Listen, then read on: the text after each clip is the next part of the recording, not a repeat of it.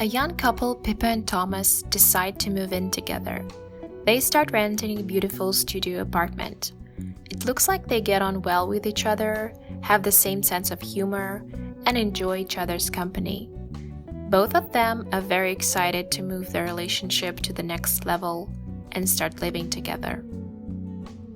On their first night in their new place, the apartment opposite them immediately attracts their attention. To their surprise, the couple living there don't seem to care that their life is on full display and that anyone can see everything they do. Pippa and Tom immediately forget what they were talking about and simply stare in shock as their neighbors shamelessly display their affection for each other. Just a minute ago, Pippa and Tom were so excited to start their new life together. And now, as they gaze at this perfect couple, they immediately start comparing themselves to their neighbors. And this comparison makes them feel bad about themselves. They're nothing like us. They're way cooler. Yeah. At first, Pippa and Thomas feel awkward spying on their neighbors. But very soon they get used to it and even get some kind of guilty pleasure out of it, developing strong attachment for these strangers in the process. For a young couple who have just started living together, they have surprisingly low interest in being intimate with each other. They never have sex. Maybe the reason is that Thomas started feeling insecure about his performance after comparing himself to Sebastian, the neighbor, while Pippa keeps her desires to herself and never lets her boyfriend know how she feels and what she wants. We see her make an attempt once, but Thomas was asleep. The only time we see them being intimate with each other is when they watch Sebastian having fun with a model.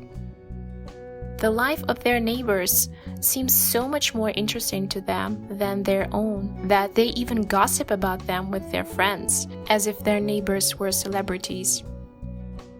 Watching this couple live their everyday life becomes Pippa and Thomas's most exciting thing.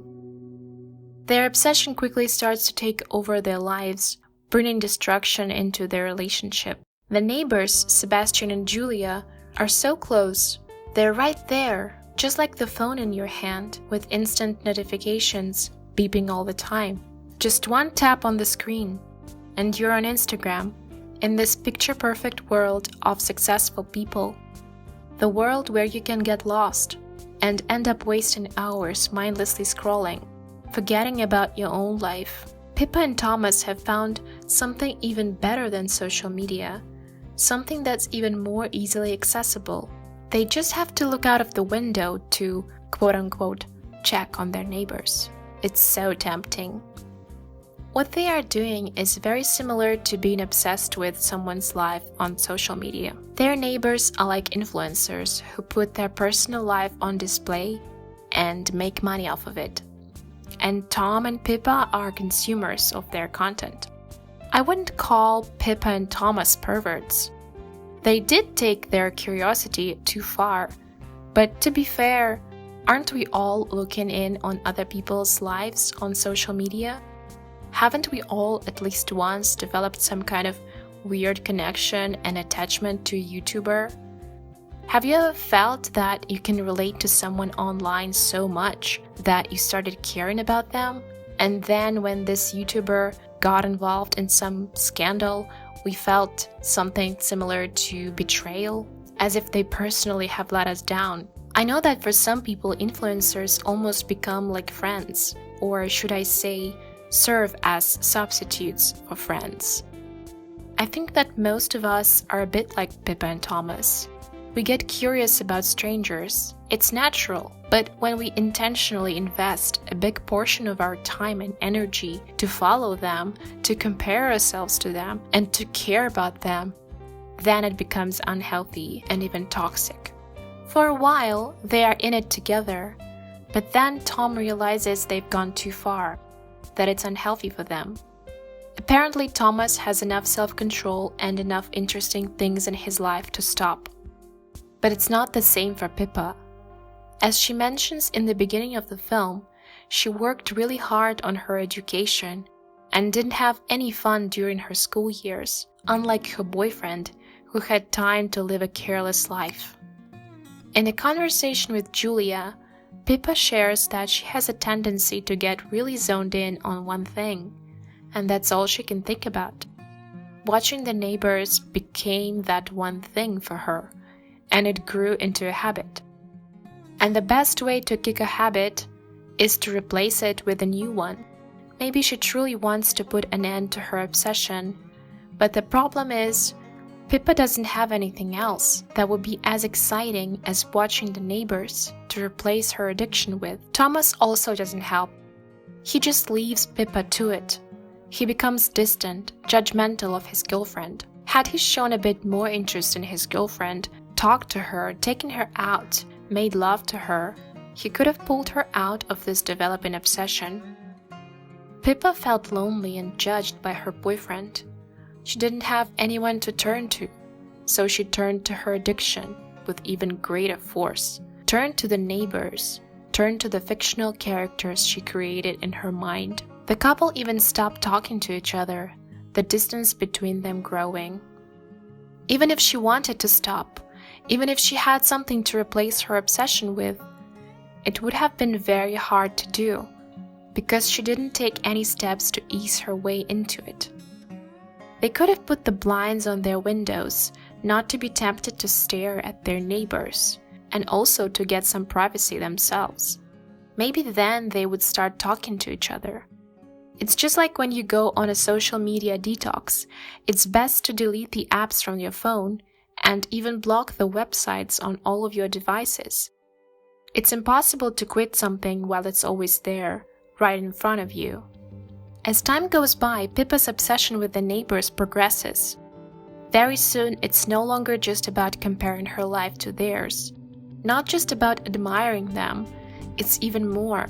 Pippa becomes so invested in their life, she cares so much that she even wants to save Julia from her cheating and emotionally abusive husband, as Pippa thinks, completely oblivious to the fact that she's neglecting her own life in the process. Thomas tells his girlfriend, "Let's go back to us." But these are just words, no actions from him. He could have been enough had he actually been there for her. Both Pippa and Thomas are responsible for what happened between them. Neither of them put in the work to fix their problems. They are young and inexperienced and probably feel insecure talking about the problems in their relationship. Unwilling to sort out the mess in their own life, they both turn away from each other. Tom focuses on work and goes out for a drink. Pippa turns her attention to the life of strangers. Tom probably thinks to himself, "Well, I tried and she doesn't get it." And Pippa turns a blind eye to her own relationship problems to sort out someone else's marriage. Ignoring the elephant in the room and turning to distractions to escape your own life is natural, because our brain wants to find an easier solution and feel like we've accomplished something. It's like when your own house is overflowing with clutter, but instead of sorting out your own mess, you go and help declutter your friend's place.